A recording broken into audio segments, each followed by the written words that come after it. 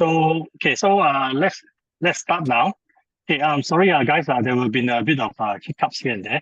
So let me just very quickly, introduce what is today's topic. Okay. First and foremost, thanks to everyone for spending the time here. I know that it's coming to Chinese New Year, so some could have already started taking their leaves and stuff like that. But most importantly is that we will be having this in recorded, and we'll be going, after this whole entire 45 minutes plus another 15 minutes of Q&A. Feel free to ask us any questions during the Q&A sessions. To be honest, 60 minutes is almost impossible to cover everything. So this is why we will be giving a very high level in terms of how to scale your business in Southeast Asia. Today, there are two speakers. One is maybe myself, and then I'm actually the managing partner of Blackstone Consulting. And we also have Nancy, where she's actually based in New York.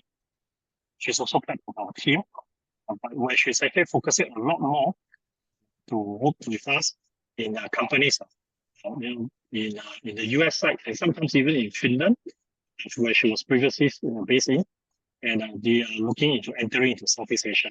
So today, most importantly, is that what we are going to share is about what to expect, how to prepare, and then I know probably some of the Q&A questions that then others may be interested to know more.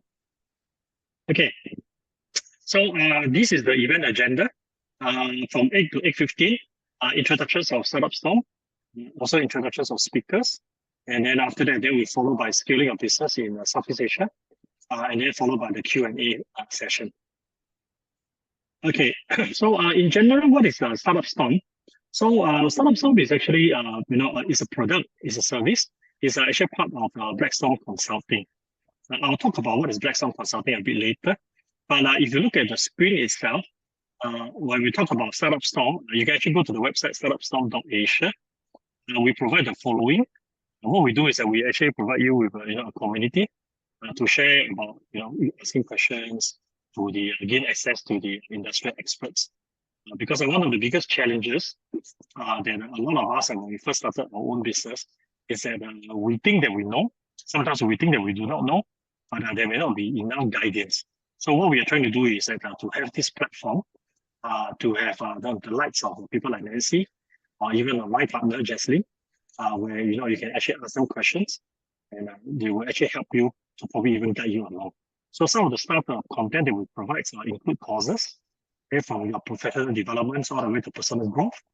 We also have podcasts, and even like interviews, events, talks, and even programs. So one of the more popular one that we have is actually under the program. In the program, we actually have like those 50 days, 100 days program, where some of the white-collar executives, from the MNC, the corporate companies, they want to get their employees to know more about what is entrepreneurship or intrapreneurship. So we cater that to them also.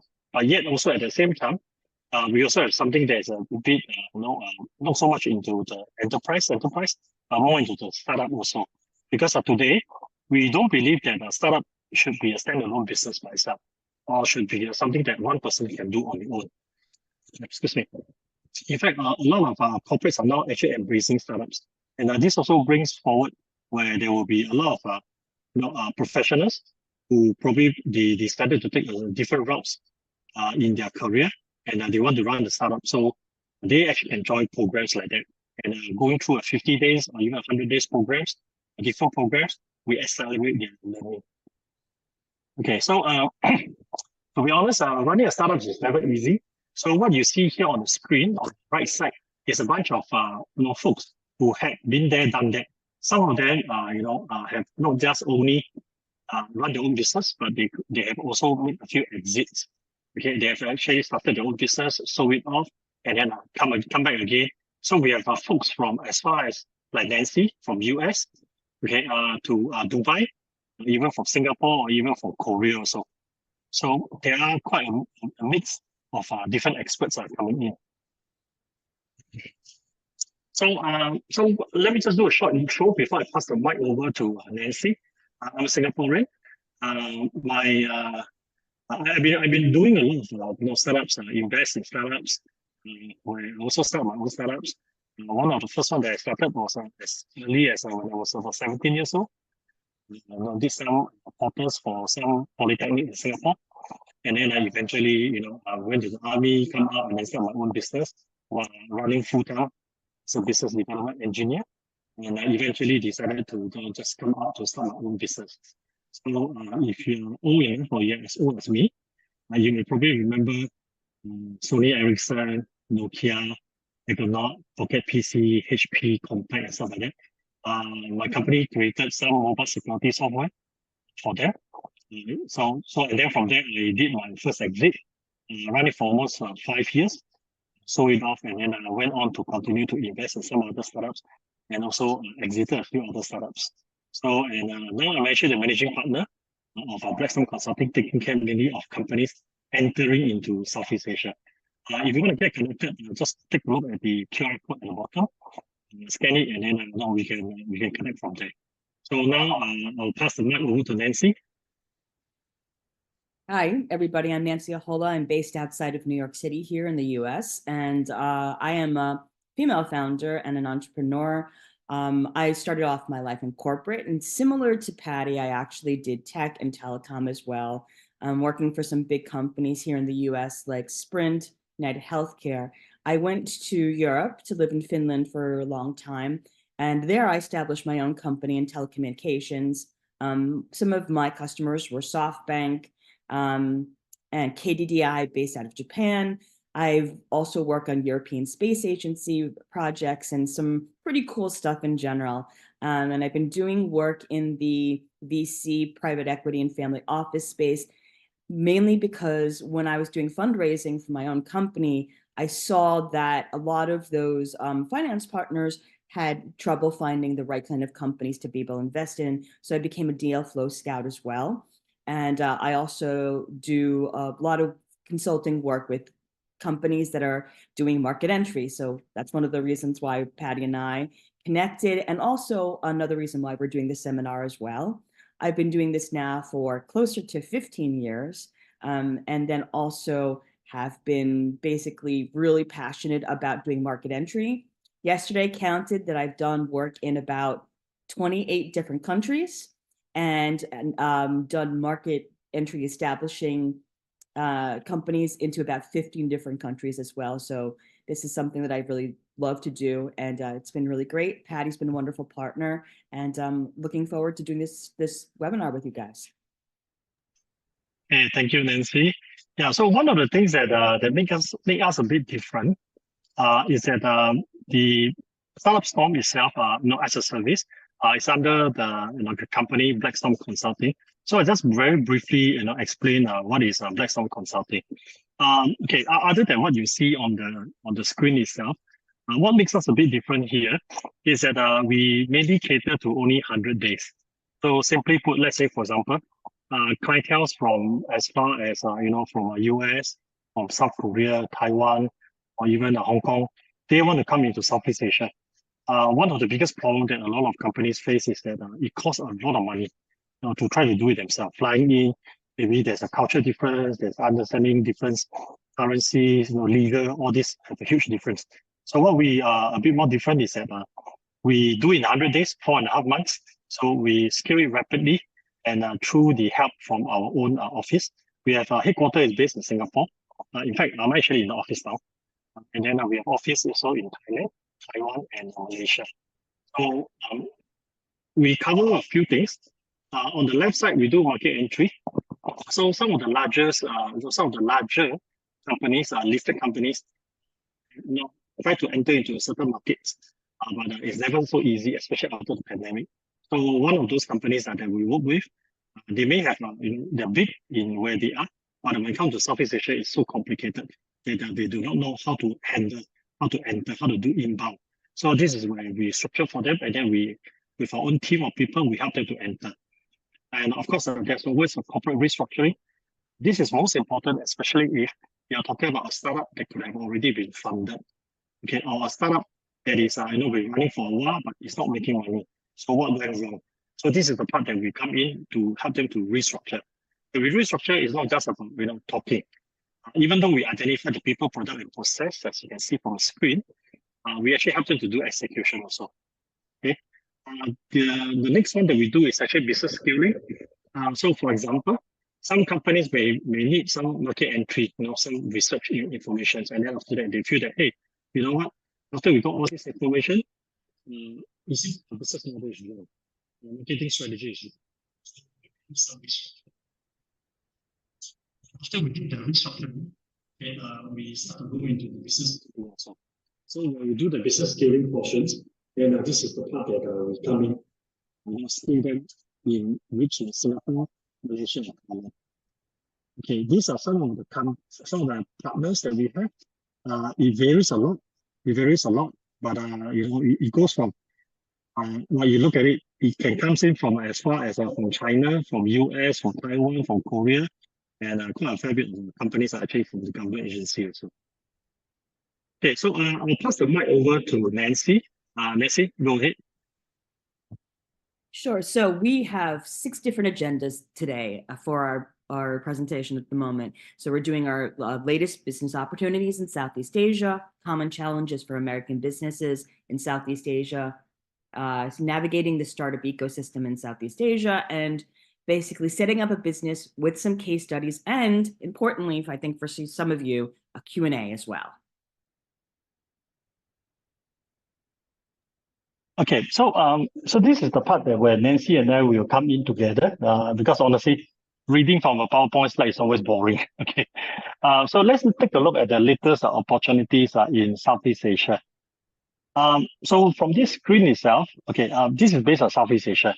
So as you probably see, there are different flags on the left, and then these are different industry on the top. Whatever said and done, Southeast Asia is still quite traditional. Okay, so that's why you can see that a lot of those kind of what we call as some folks call it the old traditional family business, or those are conglomerates and everything. I think if you look at on the top, okay, on the first row, I think oil, mining, construction, manufacturing, agriculture, logistics, they have been around for the longest time. But what's interesting here is that even though they are considered as a vast industry in terms of the the length of running it, but what's interesting is that there's a lot of startups who actually comes in and then they start to evolve. Okay, that means, let's say, for example, mining. We are not talking about the traditional way of mining anymore. Okay, yes, there are still traditional way of people who are doing mining, but there are a lot of startups that actually come up with different solutions, such as using drones, to identify areas that is probably not so safe for the human. Then there are also areas like manufacturing, where we are not talking about the normal manufacturing, we are talking about smart industrial manufacturing, where you're not just using drones, but you put in sensors, you put in digital twin, and quite a lot of other stuff. So when we talk about the so-called the best industrial, yes, there are always a few. But what's interesting, which I'll pass the mic over to Nancy, is that there are actually more and more companies, very funded startups from the Western side, like the US and all this. They start to see areas like tourism, like education services, or even financial services. Now they can actually use what they have learned in the West side and then to bring it over to Southeast Asia. Nancy? Yep. So in those particular industries like education, ed tech, fintech, in those areas, American companies are finding that they can do a testing model out in Southeast Asia. They've tested here in the US. They're getting some scale here, but because their models, especially SaaS models, are much, much easier to be able to execute, maybe with smaller deal sizes, dollar sizes, in Southeast Asia, to be able to kind of build up their revenue stream and see, use it as a testing ground, and also use it to evolve their products as well. So a bit of product development and product testing in the Southeast Asian market, which is going to be much less expensive than here in the US. And so those are some of the possibilities that American companies do for Southeast Asia. Yeah, you're right, Nancy. In fact, one of the concerns that a lot of our companies are here in Southeast Asia, they're always thinking of, for those startups that are from the West side, from the US side, entering into Southeast Asia, are they going to push us out? Are they going to, become a huge competitors? Well, truth to be told, yes, there is a certain degree that may be, But what's interesting here is that Southeast Asia is a very complicated market. I mean, it's never a singular market. Okay, it's a very complicated market. So it is not just about entering into a market. Anything from currency to understanding the culture to understanding the legal or even how to make payments and stuff like that. It is actually quite complicated. So, but however, the good thing is, as what Nancy mentioned, we have been seeing quite a handful of companies when they enter into Southeast Asia. The first few things that they are looking at is instead of looking for competitors, they are actually entering in and to look for partners that they can eventually even do a joint venture or even do acquisitions. So that can actually be quite a big market that anyone can actually look into to tap on. Okay. Okay, one of the other advantages of expanding into Southeast Asia, I'll cover the first one. I think the population is actually getting larger and larger. So, and also at the same time, a lot of the governments, a lot of even the non-profit organizations, or including the UN, World Bank, and all this, they're all coming in to provide sustainability. They're all coming in to provide even things like working with NGOs, and they try to raise the educational levels from as many people as possible. And because of that, it also means that the income streams that are coming in, the disposable incomes is also picking up quite a fair bit. Nancy? Yeah, I think another thing too to think about as well is that there is an idea of innovation that happens in Southeast Asia that would probably be much easier for an American company to be able to do versus in the US as well. With going into Southeast Asia for American companies, there is a way to be able to collaborate. There are ways to be able to do testing grounds. There's a way to be able to see how to engage with governmental organizations and projects. And I think much, much easier to tap into that than perhaps going into the US where things are kind of clunky, cumbersome. The sales cycle is pretty long. So this might be, in some ways, not all ways, somewhat easier for American companies to expand into Southeast Asia. Yeah, and one of the other things that some of the companies from overseas coming into Southeast Asia is that when they set up the office, let's say, for example, they set up an office in Singapore, or maybe they set up an office, say, in Thailand. So one of the few things that they have is that they actually get to enjoy the government, supports in terms of grants. Let's say, for example, they may be bringing technology that is probably not even available in the country itself or even in the market. And because of this, this actually makes it very attractive for some of the overseas companies to look into coming into Southeast Asia. Because with the government grants or with subsidies, they're actually able to do testing, do a POC, and then test it out. And eventually, if they find that, hey, this is a market that we can actually roll it out, they actually look for the local partners to roll out the solutions. Like, for example, in Korea, some of the clientele that we have, they themselves actually, got some government grants and to help them to scale overseas. So a lot of them like to land in Singapore for various reasons, from your IP protections to copyrights and also to do it as a test bed. Then they themselves can also get grants to have the so-called companies that register in Singapore to scale to Malaysia, to scale to Thailand or Philippines, Indonesia. So that actually allows a lot of them to bring in the technology, but with the government grants or even, able to give them a good test bit of what is going to be able to help them to run a bit more.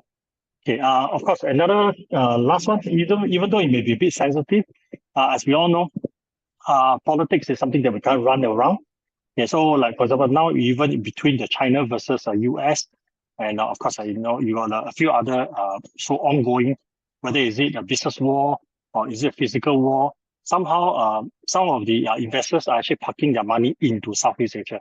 And yes, even though some markets may be, higher risk than the others, but overall in general, the tax itself, imposed by the different countries can actually help them to offset quite a fair bit. So this actually helps a lot of companies to look into Southeast Asia as a market to, to enter in. Okay. One other thing that one of the promising industry, just now we were talking about, interesting and everything. One of the most promising industry that we can look at. Okay, you may ask, hey Patty, Southeast Asia is so small markets compared to maybe like US market, compared to other markets. So why should they come here? So this is where it makes a huge difference.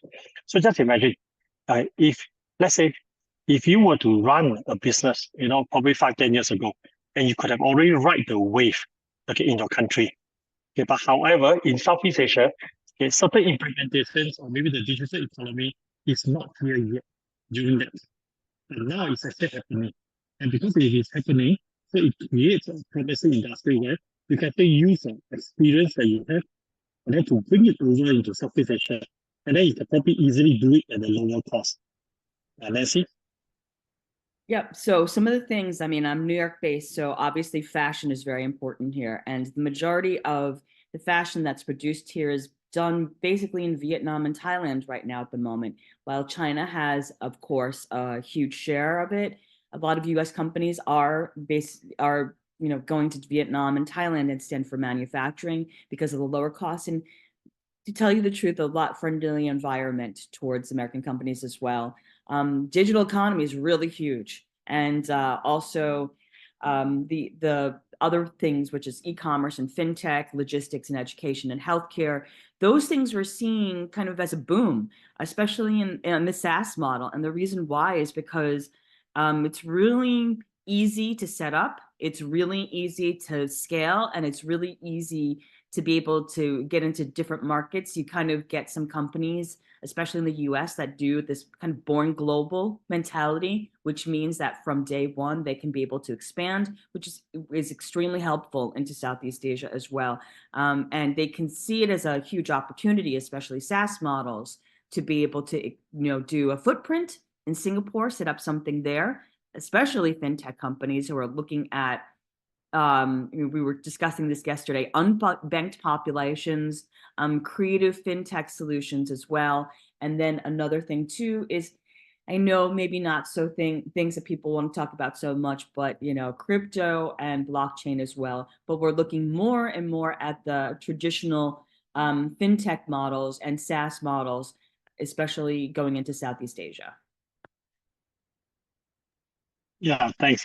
Yeah, so to add on to this, fintech was actually the largest sector by deal value and and volume in 2021.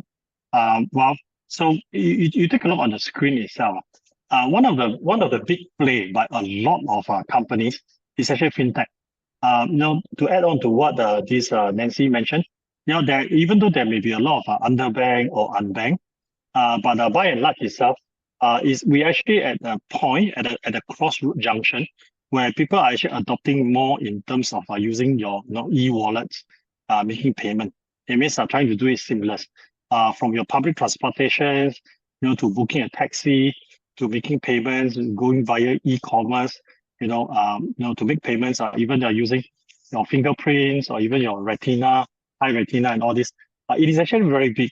And so this actually creates a lot of opportunity in Southeast Asia. So which is why some companies that are already established overseas, okay, when they enter into Southeast Asia, it can actually be quite an easy play for them, meaning that they could have already have, all the necessary technology. But what they need to do here is that when they come over here, they just need to make sure that they can actually localize. So this is also, I'm not saying that it's easy, but it definitely gives them a huge advantage. So which is why we believe in 2024, there will be quite a lot of this kind of migrations where some of the companies, just imagine some of them could have already have a solution. Let's say the solution is 3.0. They may not have to bring 3.0 solutions into this part of the world. They may actually just bring in 2.0 or even 1.5 version of it. And then they can just localize it and probably even look for local players and partner together with them and then roll it up. So this actually becomes quite a important market for a lot of companies that are moving into Southeast Asia. So, so granted, not just fintech itself. If you look at on the all the diagrams and everything, e-commerce take a huge part of it, definitely. Okay, and but of course at the same time, logistics. I think big players from your not just your common player, no more just your Lazada or Shopee. In fact, a few other players are already coming in, like case in point, TikTok. TikTok shops is already rolled out, and that creates a bit of a huge wave to a lot of other players. And this can be something that a lot of companies should actually take advantage of. Okay. Okay. So having said that, so this is the part that Nancy and I will be covering a bit here. I think Southeast Asia renewable energy policy is actually very important. I think without going into too much detail, but I think probably 2030 is actually a very important year for a lot of countries. As everybody is pointing towards sustainability, talk about carbon credits and all this. So the truth of the matter here is that it can be very complicated and complex. Okay, if you see Southeast Asia as a market itself, because each and every one of them are run by different countries, and each and every one of them have different policies. And when you talk about certain policies and all this, especially when during the pandemic, there have been some changes in some countries' governments. So things actually slow down quite a fair bit. And this is where opportunity comes in. So imagine, let's take case in point like Malaysia. Over the short periods of pandemic, there have been a few changes of governments. Okay, so what does it going to do with startups? Okay, simply put, is that when certain policies are being implemented, if it's the same government, they may be able to be the same government to implement it. But when there's a change of government, it means that certain policies, let's say on renewable energy, it may not be implemented or it may not be followed through by the next government. So when there are gaps like that, it creates actually a lot of opportunities for companies that oversee to come in, to tap into it. So this also means that to allow the government or the government agencies or private sectors to be able to do catch up. Okay, Nancy? With the renewable energy policies, a lot of companies here and a lot of venture capital here in the United States is going towards renewable energy policies. And there are ESG VCs here in the US that are putting a lot of money into new innovation, new technologies, especially in the renewable energy space. But it's extremely bureaucratic here in the US, extremely difficult to get some market traction unless you have some big players and big partners in order to be able to do your expansion. With Southeast Asia, it would be much, much easier and also much, much quicker because you'll have more governmental support and also just basically a market that I think is more receptive to renewable energy policies in comparison to certain markets, not all markets here in the US. So it's definitely attractive, especially for those companies that are in the renewable energy space, because they tend to be much smaller and concentrate on new technologies. I mean, some of them are a little bit older, like IoT, but it goes more into smart buildings, things like solar panels, etc., which makes it a lot more, I think, easier for market entry for renewable energy companies to do it in Southeast Asia versus in the US. Yes, thank you, Nancy. Yeah, just to add on, like for example, like recently, there've been quite a lot of discussions, amongst the ASEAN, which is a few of these countries in Southeast Asia. Yeah, they've been actually looking into, hey, so instead of working as an individual country, is there any way that we can actually work together, to help each other on that? So this actually make it much easier, okay, for companies overseas to come in and say, hey, I actually don't see each and every one of it as a single market. I may be able to tap onto this, as a whole. Like a case in point, like Mekong River, okay, it's actually shared by a few countries. So let's say if you're able to bring in certain solutions, look into carbon credits, look into renewable energies and all that, you may actually be able to tap and cut across a few countries. So this is one of the few things that Blackstone Consulting is actually working on with some of the companies, some of the clientele that try to enter into Southeast Asia with a bit more of a high tech solutions. Okay, so navigating the startup ecosystems in Southeast Asia. Again, yeah, not everything is rosy. Okay, because I think if you look at the image here, lots of people are actually still quite confused. Some people actually think that Southeast Asia itself is a market. Truth to be told, it's not. Okay, so for example, if you look at under the image itself, Indonesia itself is already huge. Indonesia itself, we are talking about not 2 million population. We are talking about easily coming to or maybe over 300 million population. And that is just one country by itself. And then we have, from Singapore, Malaysia, Thailand, Myanmar, Vietnam. So there are actually a lot. What is most common, among us is that we mentioned about CLMV, Cambodia, Laos, Myanmar, Vietnam. Okay, and that's in Indo-China itself. They are part of the Southeast Asia. If you compare the numbers of unicorns that we have versus what overseas, like maybe like in US, Silicon Valley, we don't have a lot.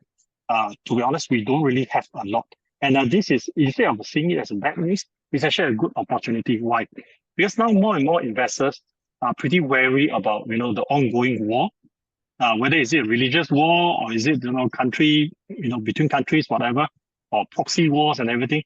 Investors are getting tired and then they start to look into Southeast Asia because the growth of Southeast Asia, it can be much faster. It can be actually the growth can actually be more rapid versus than probably what can be stagnant. So this is why some investors, whether is it from family office all the way to the individuals, to the VCs, they actually start to see that the numbers of startups investment that we want to make can actually be pretty lucrative. Why? Because the growth can be very fast when compared to what they may have that may in other parts of the world they could have already slowed down by a lot of all these external factors. Okay, this one I won't go into too much details because to be honest, if you were to compare this versus the rest of the world, the potential is huge. So that's why the numbers of funds raised is actually not as high. But yet at the same time, on the flip side, when you look at it, this is where the potential is. Okay, just imagine, like I mentioned just now, let's say Indonesia itself. Okay, even though there may be huge populations, this also means that the market to serve can be also as large. Okay, can also be as large. So this is where the ecosystem, especially on the key verticals, from your health tech, fintech, e-commerce, and logistics, the market is actually potentially large. It's actually very, very big. And one of the few things that a lot of people like to play is that, for example, if you're talking about healthcare, there can be a premium healthcare. So probably some of you guys may know, Singapore can be considered as one of the most expensive country or city rather in the world. So this also means that a certain healthcare solutions may only cater to a certain markets, whereas for other markets maybe of a mass adoptance, you may be looking into a mass adoptions rather than a premium markets. So this is why there's a certain positioning that you can play. So some companies are smart enough that when they enter into the market, they don't offer their latest version of the products or the solutions. They may be able to offer something that is a lighter version so that to cater to a mass adopted market. But whereas for a smaller market, they may actually charge a premium so that they know that in terms of the disposable incomes, in terms of the earnings, this market may probably be able to be best served in that. Okay. So these are the few key players in the Southeast Asia startup ecosystem. I mean, if you are talking about in terms of size, of course, there's always countries that are as big as Indonesia, and then we also have some countries that they have a lot of money. Coming where a lot of investors are hanging around, they put it up there, and then from there they do investment. So when you talk about key players in the startup ecosystems, by and large, Singapore tends to be the benchmark for a lot of countries. I'm not saying it because I'm a Singaporean, but the thing is that there are really a lot of investors, family officers who actually put their money down here. And for them is that what a lot of them will do is that they also want to take advantage. Okay, that yes, even if it's small, the market may not be here, but it becomes a gathering place for a lot of good startups. Can come as far as from Taiwan, Korea, Hong Kong, and they will land in Singapore to look for funds. But is the market actually here? Answer is no. So what a lot of them would like to do is that they will raise the funds in Singapore, partly to enjoy the certain tax. Probably even a capital gain tax is zero. Probably to enjoy a certain grants or whatsoever. And then what they do is that then they scale up from Singapore to maybe to land in places like Thailand, or in Malaysia, Indonesia, Philippines, and so on and so forth. So that's why a certain countries actually plays a certain different roles. If you look at like Vietnam, okay, versus Thailand, even though they are next door to each other, the play that they do may be very different. Okay, whereas compared to maybe like countries like Malaysia versus Philippines, so each and every one of them will probably play a very different role. And this is where it's important that if companies are looking to enter into Southeast Asia, you may want to look into how does it fit into your play? If it does fit into your play, then you should actually look into where you start may not be necessarily where you scale. Okay, so these are the few things that this is where Blackstone Consulting comes in, to play an active role on that.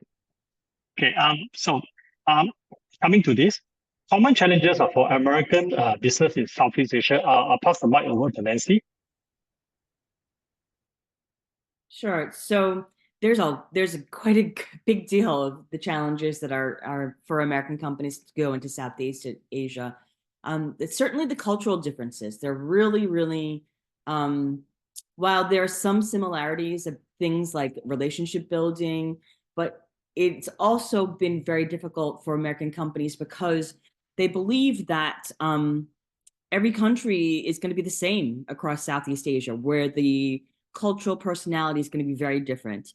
Going from Singapore to Malaysia to Vietnam to Thailand, there are lots of local nuances that are very, very different from each country, and even sometimes within each region from each country. So it is something that American companies really need to do their homework on. They need to find out exactly how things are working, and this is exactly why local partners are really great.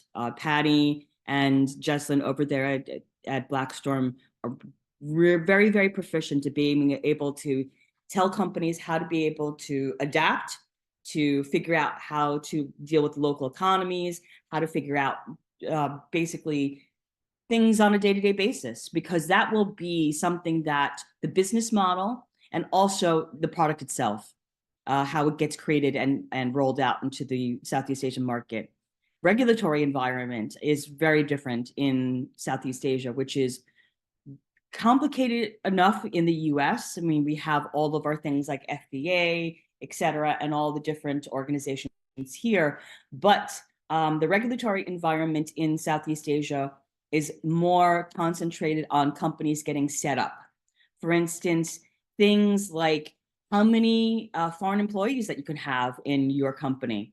Singapore is very strict about how many locals versus how many expats can be hired, and that can be challenging. And if you're not aware of that, it can make your company not be able to even be set up in Singapore or in Malaysia or Thailand. And so that is extremely important to be able to take into consideration when doing market entry into Southeast Asia as well. Competition. It is just because you have a big name does not exactly mean that you will have success in Southeast Asia.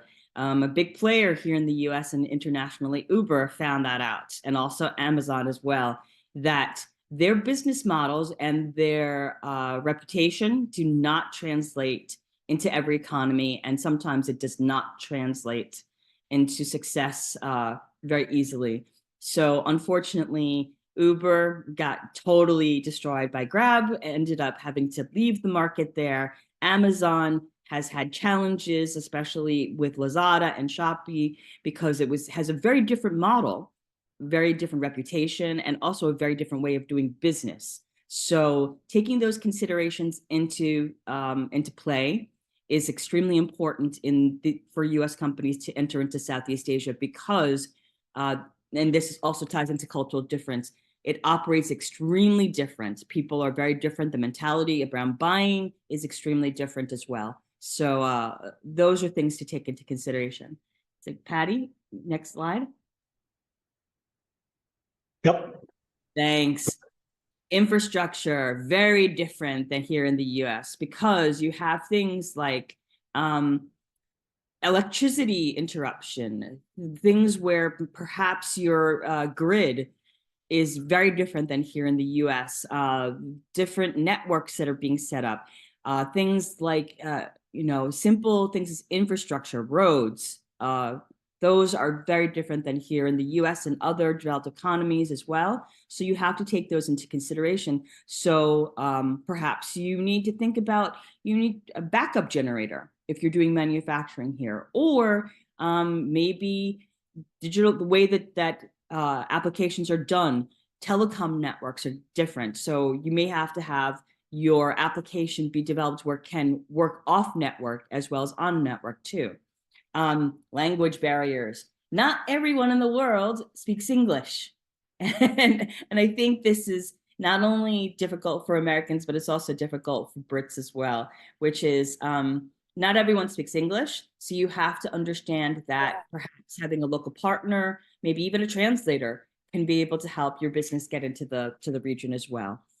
This is a touchy subject, bureaucracy and corruption, because Patty just touched upon this a few minutes ago about governments changing, things happening. Expect that you're going to have a longer period of time in different markets. And in a particular market like Singapore is going to be very different than Laos, which is going to be different than Malaysia, which is going to be different than Thailand. Take those things into consideration. And so you need to maybe even build in a little bit extra in your budget for all of these things to figure out, oh, who is the official that we work with? Do we need to be able to schedule more dinners or gifts or things like that? That is very, very important to take into consideration, because it may take longer or maybe even shorter in order to be able to roll out into that market, to get all the bureaucratic stamps. And will they interfere with your business? That is going to be extremely important, that you have local partners, extremely important about how you view things when you're going into the different markets there. Shortage of skilled labor. This has been very, very, very important, because there's an assumption. I think a lot of people have been seeing things about layoffs happening in the US and things happening with different tech companies in bigger organizations. Even with all those layoffs, the level of education may be different of the higher level. I hate to say that, it sounds elitist, but it's a very different mentality between how the US and Europe and is different than Southeast Asia. You have people that are not as adept at working in a global economy.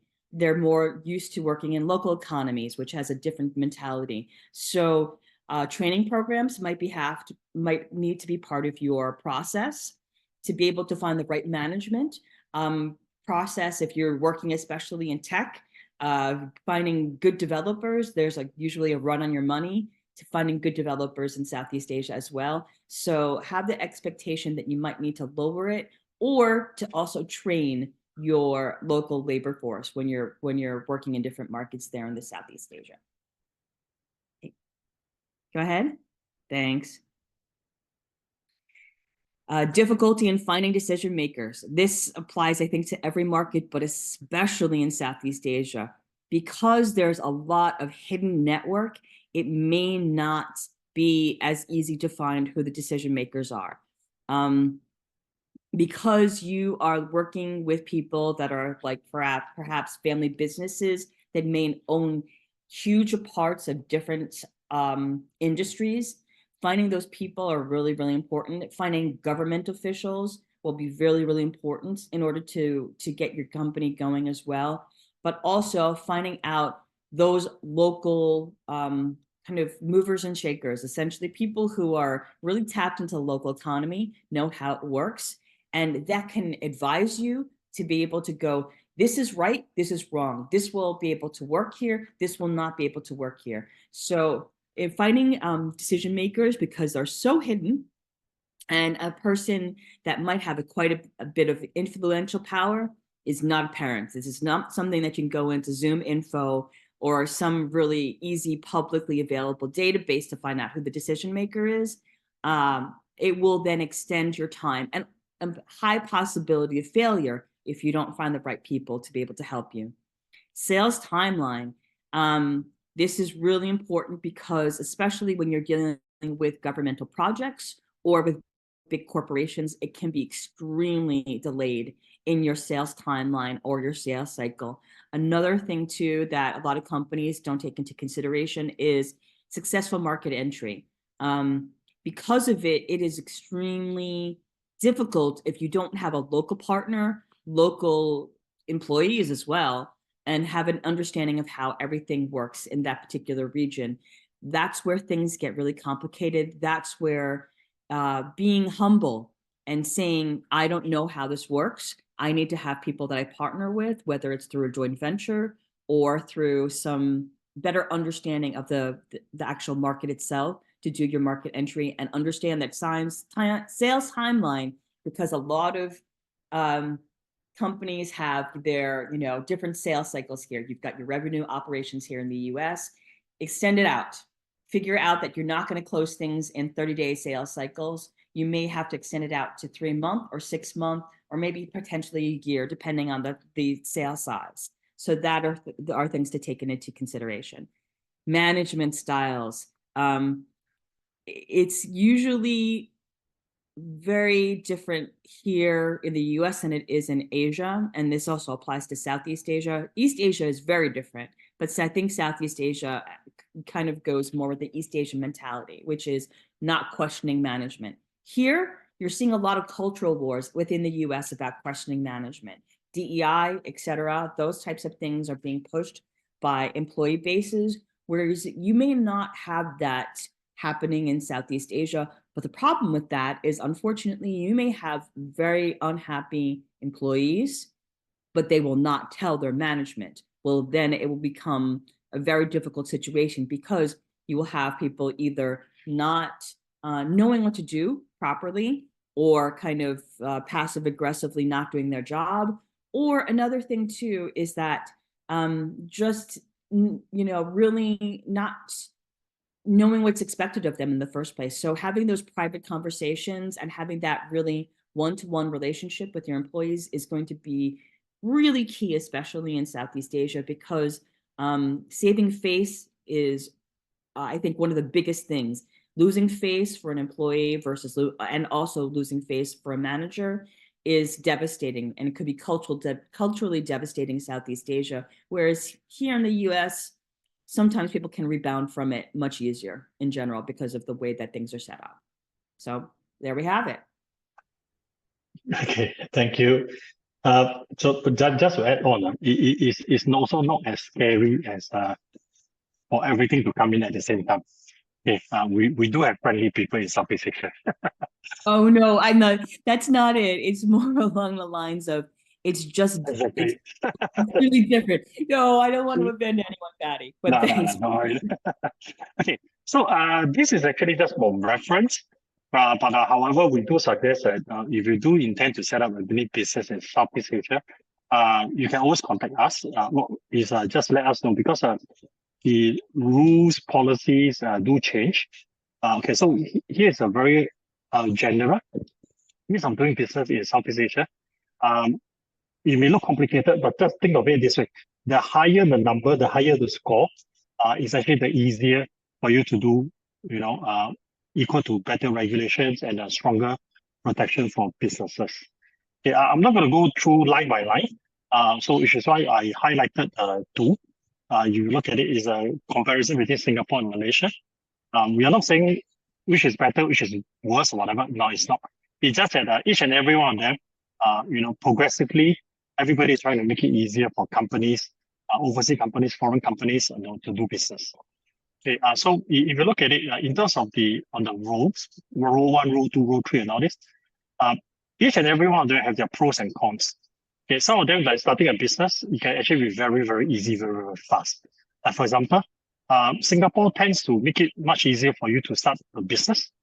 Okay, so the score is 98, which is actually one of the highest.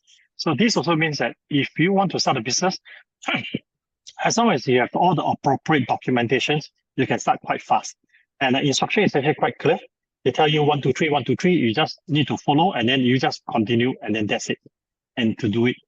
Okay. In fact, some of the folks that we work with, after they attended this talk, they were like, "Hey, Paddy, you told us it's about 98, but how come it's so difficult to set up a business here in Singapore?"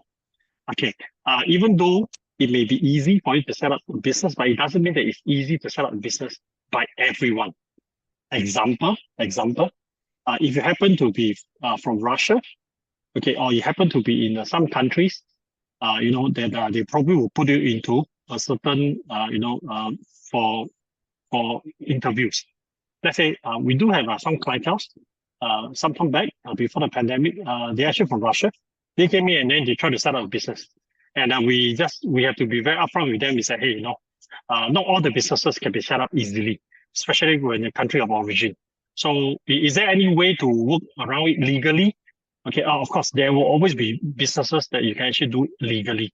So this is where we come in, and then we want to make sure that, because certain products that you want to bring in may not be appropriate for Singapore, or may not be appropriate for countries that practice certain religions and stuff like that.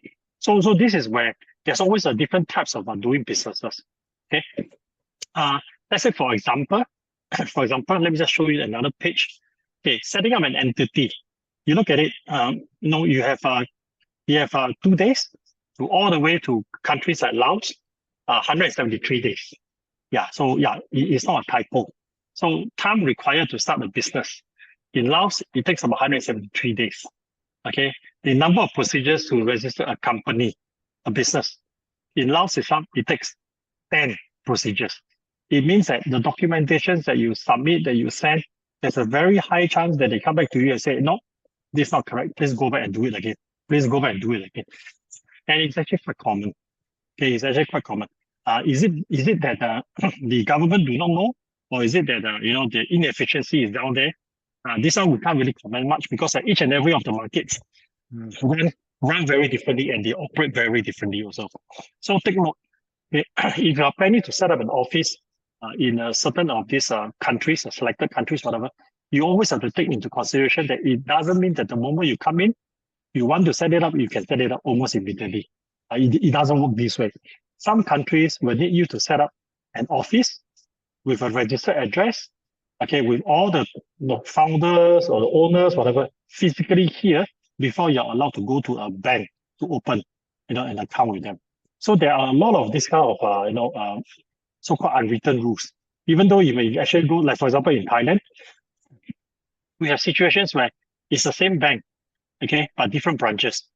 Talking to the branch managers in this particular branch versus talking to another branch, they may each and every one of them give them the instructions, but you are actually trying to achieve the same thing, which is open a overseas account, okay, that you can actually do transactions for remittance, whatever.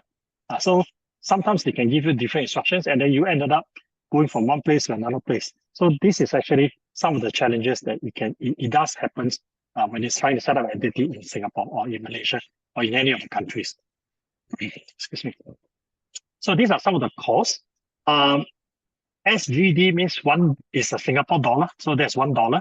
So basically, to set up a company, between Singapore, Malaysia, Thailand, these are some of the prices, some of the amounts that you can put it in. Okay, does it mean that if you set up a $1 means that you set up $1 and then that's it? Well, down the road when you're doing certain projects, they may have a certain requirements that say, hey, if you want to do any projects with a certain government agencies, you may need to have a minimum initial capital. So this also means that you can actually go back through the corporate secretary and to top up, to add in an X dollar in and stuff like that. Okay, so Thailand is a bit complicated when you talk about the minimum initial capital, because they do have a certain requirements. Okay, if you're a foreign owned, so you need to have a minimum 2 to 3 million Thai baht. Okay, Thai baht versus US dollar exchange rate is about 34. Okay, about $1 to 34. Okay, so each and every one of them will be very different. And some of them can be actually allowed you to be owned 100% by foreigner. Some of them do not allow you to own by foreigner. Some of them will require you to have a minimum, like a nominee director, or minimally you need to have a local to do that.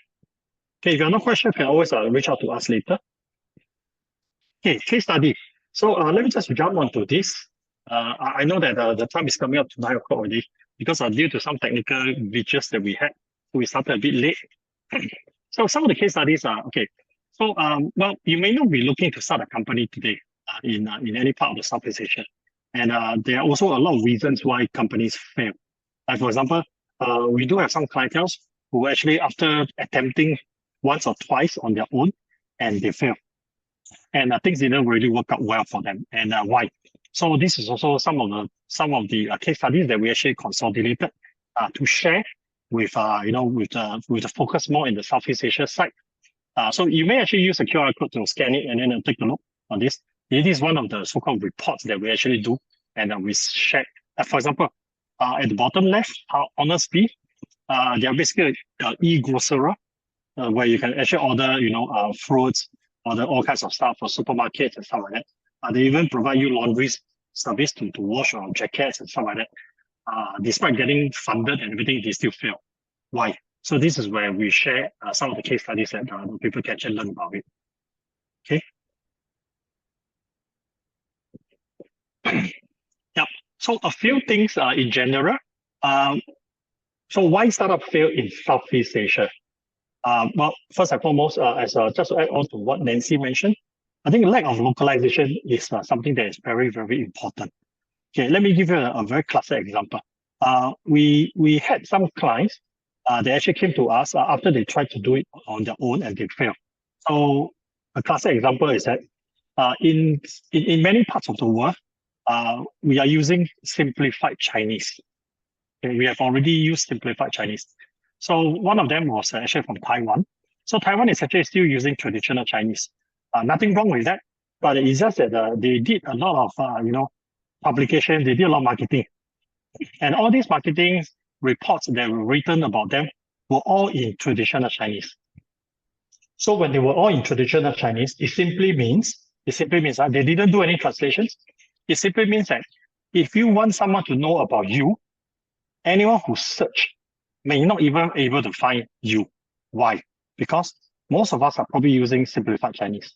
But yet at the same time, like country like Singapore, we are a very small country.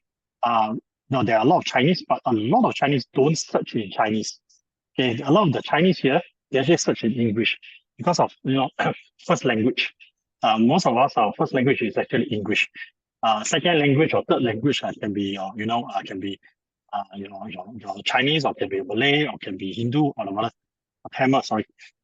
So this also means that if you lack of localization, it means that no matter how well you are doing it overseas, when you come over here, you may have to localize it a lot. So one of the advice that we always tell them is, before you even try to attempt to enter into any market, please make sure that you are actually searchable. People can actually find you. Because if nobody can find you, you are literally nowhere. Okay, so then another thing that we can actually look at is scaling too fast. Okay, sometimes because you got funded and in your pitch deck, you mentioned that you are going to enter into a certain market and you want to conquer the whole Southeast Asia. It doesn't work this way. Scaling too fast, they probably kill you much faster. Okay, navigating regulations. That's what Nancy said. Doesn't mean that you are a US company. Okay, when you go to other countries, you don't have to follow the local regulations. You definitely need to. And another thing that is also most important is you definitely need a local partner. You can start off with no local partners to figure it out, but that may actually kill you, or that may actually take up too much of your time. Otherwise, getting a local partner, or what we always call a local warlord. Okay. Let's say, for example, even like places like Thailand. Okay, when you enter into Thailand, the folks that you work with in Bangkok will probably behave very differently from someone who is in Chiang Rai, okay, or even Phuket, or even Pattaya. Okay, the distance doesn't matter, but the practices may be very different. Okay, because why some of them are from your as equivalent as a state level to your province level. So when each and every one of them, you don't have your local partners, you may have a problem navigating around. Okay, so on the right side, it's quite straightforward. I think this one I won't have to talk too much on it. But most importantly is that, if possible, try to leverage on the government programs. Okay, let me give you another example. Whenever there's a new government form, or whenever there's a new election form, after the election, when there's a new government form, try to study what this particular government offers, especially when you talk about FDI, foreign direct investment. Okay, it's important to understand all this. Why? Because it is quite common for governments to offer a lot of incentive, a lot of help, not just for the locals, but for companies who bring in technology or bringing talents into the country, and it actually helps them to ride the wave together. So when that happens, you can actually tap onto this and understand a bit more about the grants and incentive. Because the process may be a bit tough, the procedure may be a bit tough. So that's why you need to have a local partners to actually help you to navigate around. So having a strong partnerships is actually very, very important. Okay. So this is a very classic example between Uber versus Grab in Southeast Asia. I think a couple of mistakes were made between Grab and the Uber It's just a matter of who makes the most mistake and who survives the longest. So I think we all know that at the end of the day, you can't just bring the whole set of procedures, process, and then bring over and then expect the thing to just work. Okay, so this is why in the end, somehow between Uber and Grab, there were also a few other players. Somehow Grab turns out to be the super app now, where they are available in a lot more countries. And Uber actually, is so-called, the brand is gone. Okay, but of course, they still exist in some other markets like Taiwan. They still exist. Okay, so this also helps you to actually look into what are some of the learnings that we can actually pick it up from there. Okay, so so I got some messages earlier. I was talking about 100 days programs, 50 days programs, and stuff like that. If you're interested, you can actually take a look at the QR code there on the top right corner. Just do a scan. So to be honest, this is not this is available for anyone, everyone. It's actually a premium. We got a premium, we got a light workshops, but this may not be applicable to everybody. Okay, so my suggestion is take a look what is being offered and to see actually do you really need that. Okay, I'm not trying to sell, but what I'm trying to say is that some companies, it may actually be better for them to go through this program to have a better understanding, to actually know, okay, what to do, what do I want, and not to just go blindly into it because it's actually very expensive.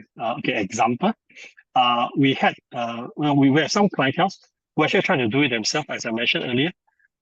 So typically what they will do is that they will send a COO to fly in, let's say Singapore market, fly into Singapore market, stay here for probably a couple of days, understand the markets, and then fly back. The flight itself costs a lot. The hotel itself is a bomb. Singapore is one of the most expensive countries in the world. So then after that, they probably get a good feel, talk to a few partners, and then probably fly back to your country, talk to your CEO, get a buy-in, and then another team come in. So doing up and down, nothing wrong with that. But it's just that if it's provided that you pick up the right partner. If you don't pick up the right partner, or you're trying to test, it can easily cost you 50 to 100,000 USD. Okay, this is quite common because by the time you discover that you want to do a partnership and everything, you're probably depending on your partners to do a lot of other things, heavy lifting for you. But if the thing didn't go through very well, usually it will not. Okay, because you're not just talking about, you even go for dating, you gotta go for a few datings. Okay, before you start to bring, to each other's parents or whatever, or to the hotels, whatever. But the thing is that here is probably a bit more conservative. If you were to go to places in the certain markets, certain countries, when you ask them if everything okay, some of them will just tell you okay.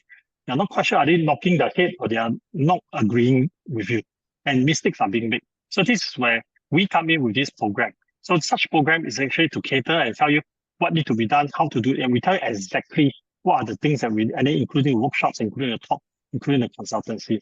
So if it's something that you're interested, please by all means contact us. Okay, so without much delay, I'm just going to stop here in sharing. Okay. Yep. So we will now go into the Q&A. So if you have any questions, just feel free to ask in the chat box, or if you are comfortable, more than happy for you to turn on the cameras and everything, and then to ask us any questions. Let us know.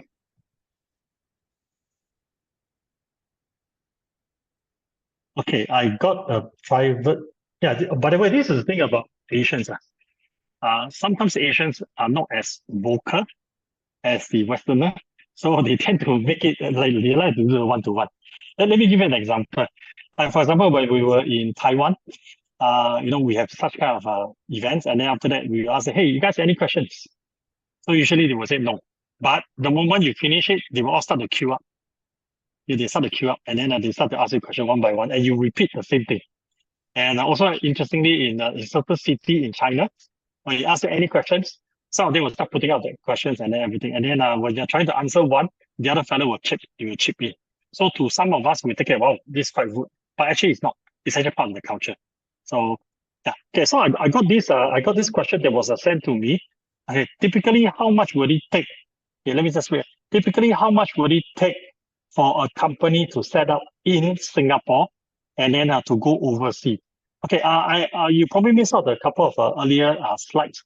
My thing here is that even though the government can be very fast in setting up companies and everything, my suggestion is always go through a corporate secretary. Okay, that means get a corporate secretary to prepare you. Okay, why?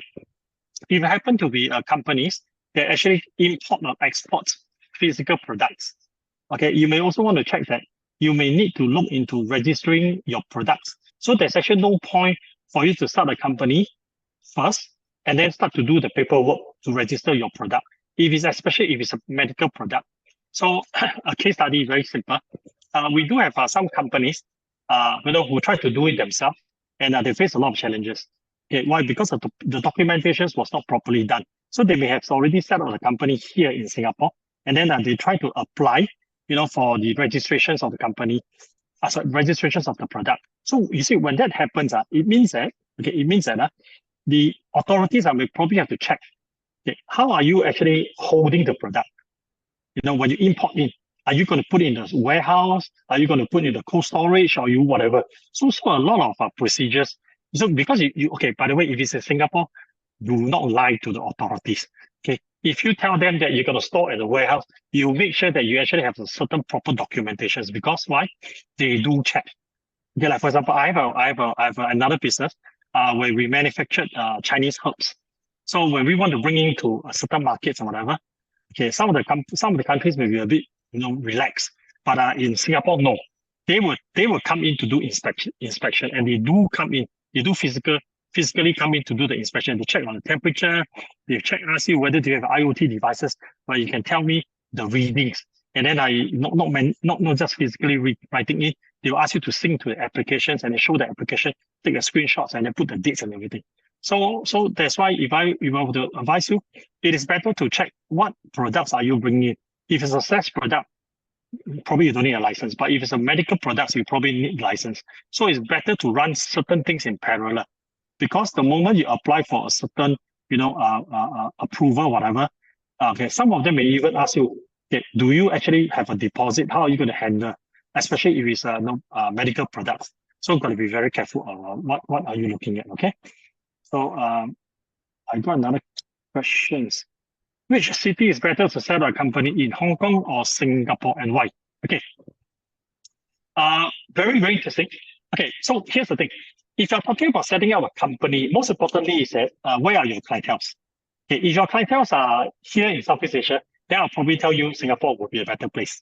But if it's outside Southeast Asia, and you're serving Hong Kong, or you're serving the China market, then Hong Kong would be actually a better place. Okay, why?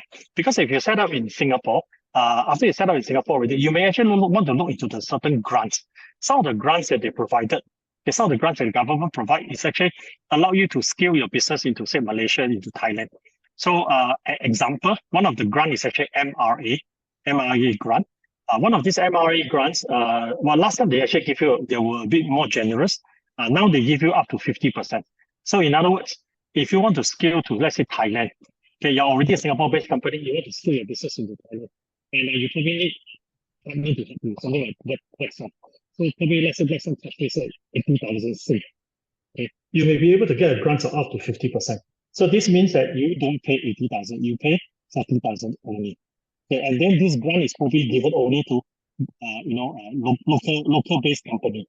Okay, so this may be something that you want to look at. But however, if you set up in Hong Kong, I'm not very familiar whether does Hong Kong has such similar grants for you to scale into countries that's outside also. So this may be something that you're looking at. But at the end of the day, you really have to fit into which market is actually where you want to do the business. In Singapore context, most companies don't come to Singapore to do business. They come to Singapore to set up. Okay, but they do the business is probably outside of Singapore, which is typically Singapore, Malaysia, and Thailand or whatever. Is it called MRA? Sorry, MRA. I'll probably share the link later to you. Okay. Okay, let me see. Do you want me to Adrian's question? Okay. Yes, so Adrian, please. Your question about AI into this ecosystem and any watchouts, and it's how different, if it's different than Blackstorm sees. Maybe I see it differently than Blackstorm sees, because there's, I think, a couple different versions of AI, which people don't realize. There is your chat GPT, where it's congregating information, but then what I call like heavy duty AI. So for instance, this is compiling lots of information, LLM, you're doing a lot of data compression.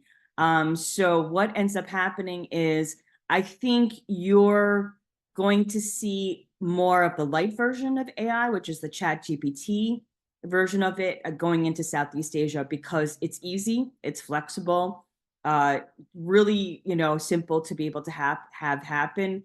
The bigger version of AI is expensive to implement. It's extremely difficult, and you need a lot of data to go behind it. So I'm not sure that Southeast Asia is ready for it. I've seen that type of heavy duty AI used in things like engineering, things like pharmaceutical development and things like that. So I think that AI will come to Southeast Asia, but the light version of it. So and there are flaws with it, because they're finding out now, as they're doing the testing for any of the light versions of AI, ChatGPT and all those things, that because they're collecting so much information, some of it is biased.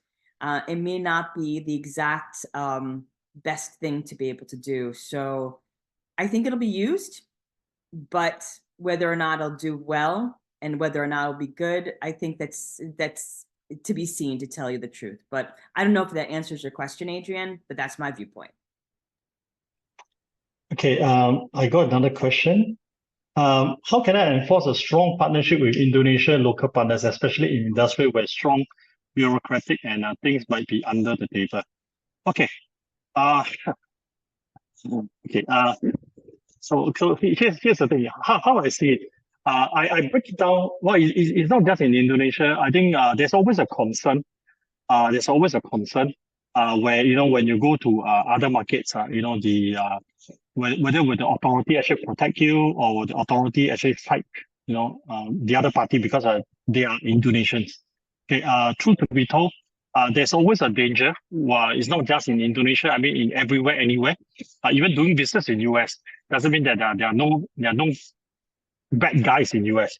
Or even going to Japan, I think there's always a certain degree of risk. But from a Blackstone point of view, when you structure it a bit different. Okay. My thing here is that never bring your technology out of your native country. Okay. From a consultancy point of view, always keep the best technology in your own country. Let's say, for example, if you're based in, say, Tokyo, you're based in Korea, okay, you're based there. So I will always say, keep all your technology there. Okay, so when you go to another country, another market, you don't have to bring the best version or the latest version. Test it out, okay, with the markets, get the local partners, because use a slightly 1 or 2 grades down, test the market. Because why? I always like to use this example. Okay, let's say today, we're talking about iPhone 15. Okay, I'm not an iPhone fan, but let's just talk about iPhone 15. You don't have to bring the latest iPhone 15 to make calls, to do WhatsApp, to do a phone call. iPhone 11 will probably just do the same. So this also means that if you're able to bring an iPhone 11 to another market, test it out, it should not be the latest technology to entice the market. Why?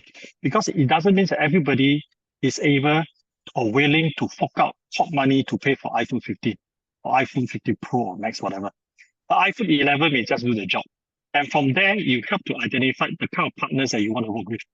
Because the last thing that you want to do is to have a partner who keep pushing you for the latest technology, latest product, but not willing to pay for it. Because to be honest, it doesn't mean that you have to bring the latest technology, latest products of everything to a market that's probably not ready to accept. Okay.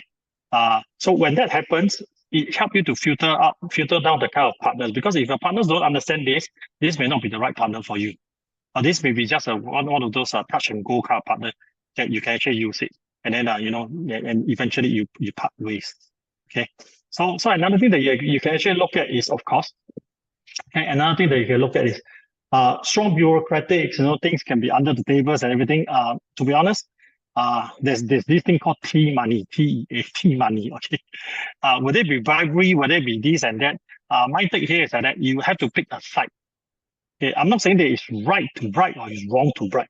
I think you need to pick a side.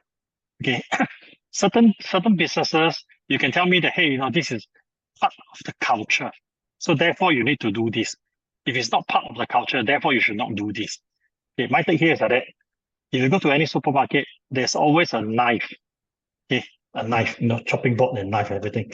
It doesn't mean that this knife is being sold there. It means that it is for you to stab people. It's for you to kill people. It is actually up to you to use it. If you feel that you are comfortable using the knife to slice and dice, go ahead. If you feel that, hey, you're not comfortable to probably slice and dice a piece of fish, whatever, then go to a restaurant, order the food and get someone to do the job for you. Yeah, that's how I can see it. There's actually no right or wrong, because there's no, in life, especially in doing business, I won't be surprised if the official come in and tell you, hey, you know what? You need to pay me this money so that you don't get fined. So in the first place, let's look into the core. So what happens and what creates? Because this doesn't mean that it only happens in Southeast Asia. Even in US, it's also quite common to see people doing bribery and a whole bunch of it. So it's a balance of what do you really want to achieve. Okay, thanks. Anything else? Any other questions? Okay. Okay, so one last question. Okay, one last question. Okay, so this is a private. I don't know why he keeps sending me as private message. Okay, okay. Okay. So this one last question is that how to reach out to us if is keen to engage our Blackstone consulting services. Okay, my take here is very simple. Just feel free to connect to Nancy. If you happen to be a company that's already based in US or based in Europe, and you're looking to enter into Southeast Asia, Nancy is probably the person that you want to talk to. Okay. You can always add her on the LinkedIn, or if you scan the QR code earlier, just feel free to reach out to her. So if it's anything that you're already here in Southeast Asia, and you're probably one of those companies, let's say, for example, you're already here in Thailand, you want to go into Malaysia, or you're in Malaysia, you want to go to Indonesia, yeah, just feel free to contact me. My name is Izzy, Paddy Tan. Just Google me or whatever, or LinkedIn, or use a QR code scan. Contact us, and then we will, we'll come back to you. We will talk a bit more. So we always have our sessions every Wednesday night around this timing, 8 p.m. In Singapore GMT +8. We always have this kind of sessions. So each and every sessions will be probably on different topics. So hopefully that it has been useful. We are not here to sell. I think it's most important that, especially now with, I think probably a lot of guys already know, a lot of big boys are already doing a lot of retrenchment. So we see a huge increase. Of a lot of folks that have been retrenched, or even reduced from a full-time to a part-time to temporary, and then eventually by hourly basis. Okay, and of course, so we start to see a lot. And this group of people, you're not the young, fresh grad, but a lot of those folks actually start to plan. That means that even if they're working, they're worried that they're going to be retrenched. They actually start to plan about running their own startups. I think this is where Startup Storms actually fit the bill, where it's a subscription service. There's free content and there's also premium content. So there's so this is where I see that if you have some spare cash, or you feel that, hey, this is something that you want to prepare yourself, maybe look into that. Okay, but if it's not, or you're already running a startup and you need help, talk to Nancy or talk to myself, and then we can help you along the way, whatever we can. Okay, yeah. Nancy, any last word? I was just going to say that anyone that's even just curious about things of doing the other way around, which is Southeast Asia going into the US, feel free also to contact me as well, because I know it can be challenging. And US is not one market, it's actually multiple markets, depending upon what your product is. And so more than happy to have conversations with people. So reach out. Okay, so that concludes. Okay, we overrun. So okay, thank you very much, guys. If you have any questions, just feel free to contact us, and then we can take it from